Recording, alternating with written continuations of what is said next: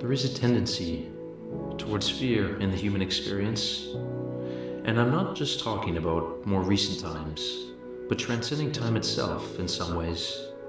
And I do not know with certainty as to whether one might identify it as natural, with natural being such an intriguingly loaded word, but I know it's there. It persists. This is connected, without a doubt, to uncertainty. And this I do believe is natural, if one can call it that. What with our existence is infinity itself, which is filled to the brim, overflowing, if you will, with potentiality, much of which endangers the fragility of the significance of what it means to be human, namely, that experience of it itself. When you really consider what it is that sustains such an experience, you garner not only a greater appreciation for just how impossibly precious such an experiencing is, but an illuminating of why fear is so primal and, I'd even suggest to say, necessary. This experience is beyond invaluable, and there are only very specific conditions that will allow it to continue. The uncertainty surrounding the countless number of deviations from this should be no less than terrifying. It is impressive, but the fact that we are here is, I feel, just as, if not more, impressive.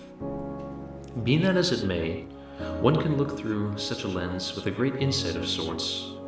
There's an intrinsic will to survive hardwired into every organism. Its sole purpose is to preserve and prolong the experiencing of experience. Without this, well, one need only use a fraction of their imagination to recognize what might happen. But once one has settled that, so to speak, that fear does not disappear. It abates, but it's not gone. Where does it go? It hides within what it is that we keep close but cannot hold, the ego. That fear remains that we might lose what it is that we believe to be who we are. I believe this is misplaced. I sometimes fall into this trap myself, but find myself more often catching myself on the edge of that chasm between calm and despair. There is no value in fearing the loss of what one associates with, just as I am the all, the sky, the grass, the birds, the trees, the space, the cosmos. You are too. This is not diversity, it's oneness. It also cannot be unity, for there are no parts that can be unified. What can one lose if the one is all that is? I am part of infinite possibility, otherwise I would not be. It's in this potentiality that my greatest triumphs exist. My most joyful memories, deep loves, grand prospects, magnificent creations, they're all here and there. But here is there when one is one, without separation. So the fear of what one might call the unknown is useful, but only up until this point. This is that anything that I have experienced, or currently experience, was once of that same unknown that I fear. So how might one navigate this seeming dichotomy of fear? It actually only appears as a problem, just as a reflection appears as your likeness. You have that answer now. It is now. Just as many masters and belief systems have espoused throughout the ages, it's a gift that is the present. There is only one, no other is or ever will be. In the experiencing, the full experiencing of the now, your awareness will be centered not on what was or what will be, but just in the present, in its perfect perfection. Take a moment to notice that. Do you know where you are, how you feel, what you sense? Can you describe it? Most certainly you can. That's what zero uncertainty feels like. Feel that. There is no fear seated in possibility here. In this way, all fear dissolves now, And even though there is only one now, that now is every moment, which means that if you, what would you call it, fail now, you have another now right now that lets you try again, and again, and again. This takes practice, of course, but if you follow your breath, that can be a good anchor into what it is that I'm talking about, what it feels like.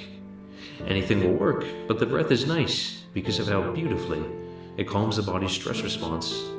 The yogis call this pranayama, or breath control.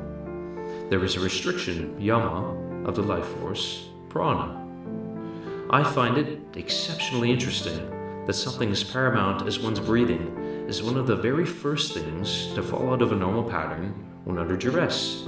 It's as if we find a situation so unpleasant, so unbearable, that we wish none of our life force gets the opportunity to experience it, even our breath. So we hold it back, hoping that it will pass right over or through us. But it doesn't. Our cells continue to be born and die. Life goes on. And uncertainty is illuminated by the now, just as a flashlight dispels the boogeyman we believe is under our bed.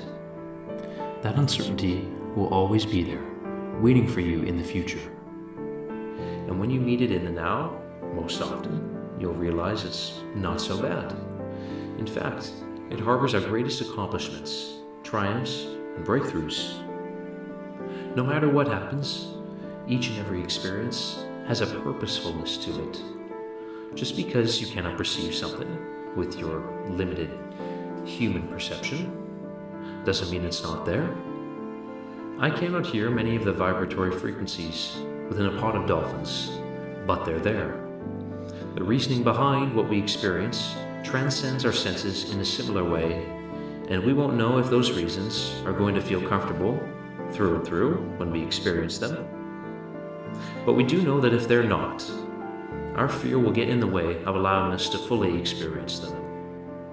It's in this way that our goal should be to get out of the way as much as possible. Not a way that we, so to speak, own, although that's another conversation in and of itself, but the way that we experience that is our process. This is our choice, our power, our free will. No other being in all of the universe has that power over us.